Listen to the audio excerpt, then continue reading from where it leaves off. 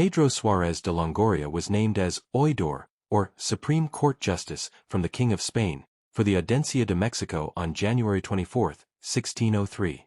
The newly appointed judge traveled to Oviedo, Asturias, Spain to meet with his brother Alonso Longoria de la Pontiga and his wife Inés Rodríguez de Valdez. Pedro needed criados, or servant boys and assistants for his new position in Mexico. Because of the strict requirements for passage to Mexico, his nephew Lorenzo Suarez de Longoria was a perfect choice. Born in 1592 in Oviedo, Asturias, Spain, he already had the required pedigree for travel to Mexico. Less than 5 months later, they headed to Seville, to the Casa de la Contratación de las Indias, or the House of Trade of the Indies, to petition for passage to New Spain. 3 witnesses, men who had known the family for years, testified under oath that Lorenzo was the legitimate son of Alonso de la Pontiga and Inés Rodríguez Valdez. His parents had been married in the church, he was of good conduct, free of debts and not fleeing justice, and he had the consent of his family to travel overseas. On the 14th of June, 1603, the President and official judges of His Majesty of the House stated that they have given license to Lorenzo de Longoria so that he may pass to New Spain as the servant of his uncle Pedro Suarez de Longoria. Lorenzo's passage was formally approved. He was now legally permitted to cross the Atlantic, a privilege tightly controlled by the Crown. 2 days later, on the 16th of June, 1603, Pedro and Lorenzo departed for the New World and New Spain. Little did the Longorias know that in New Spain they would create both a cattle and land dynasty that would initiate such a fascinating history of events extending to the colonization of South Texas and northern Mexico. Seville was the gateway to the Indies. It was the bustling heart of Spain's imperial trade. Lorenzo would have seen the towering masts of the Flota de Indias, warehouses overflowing with wool, iron, wine, and olive oil, African, Flemish, Genoese, and Castilian merchants shouting in the streets, the Casa de la Contratación's officers inspecting cargo and passengers. Lorenzo and the rest of the group boarded one of the fleet's galleons. The voyage to Veracruz typically lasted 8 to 12 weeks, depending on storms and currents. Crossing the Atlantic for a boy from the mountains of Asturias must have been overwhelming. The constant groaning of the ship's timbers, the smell of tar, salt, and livestock, the cramped quarters shared with sailors, soldiers, and servants, the prayers whispered during storms, the sight of flying fish, dolphins, and endless blue horizons. Because of Pedro's title, he would have had at least a small cramped cabin on the ship. Lorenzo's uncle Pedro was educated, influential, and respected and served as both guardian and guide to him and the others.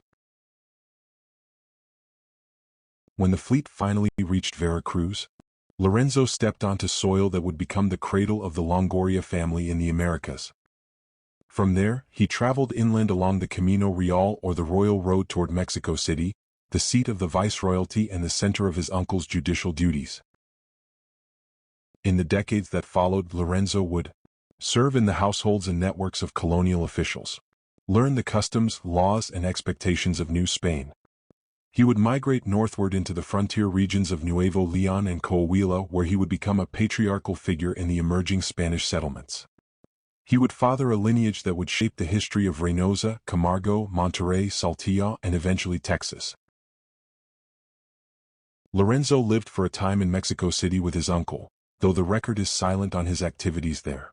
He later appears in Mazapil, Zacatecas, as a member of the Brotherhood of the Santísimo Sacramento, which refers to a Catholic devotional and charitable association dedicated to the Eucharist. On January 9, 1616, Don Gaspar de Alvear Salazar, Knight of Santiago and Governor of Nueva Vizcaya, commissioned Lorenzo as captain and mayor of the Villa of Santiago de Saltillo. He formally presented his commission to Saltillo's officials on January 12, 1616. His tenure ended on August 3, 1617, when a new governor replaced him. Following a citizen's accusation of misconduct, Lorenzo was fined 1,000 pesos de oro common. By the 1620s, Lorenzo had moved to Monterrey, where he served in various governmental roles. On October 23, 1629, he was again in Saltillo, serving as alferez real, which is referred to as the royal standard bearer, a high-ranking official entrusted with carrying the king's banner or standard in military and ceremonial contexts. He also served as alcalde or mayor, likely for a one-year term. Around 1629 he fathered at least one child, Lorenzo Suarez de Longoria Jr., probably in Monterrey. His common-law wife was Ana Salazar Trevino. The Longorias became well integrated with the conquistador families of Nuevo Leon and Nueva Vizcaya via arranged marriages, and is the source of the Longoria family in Texas.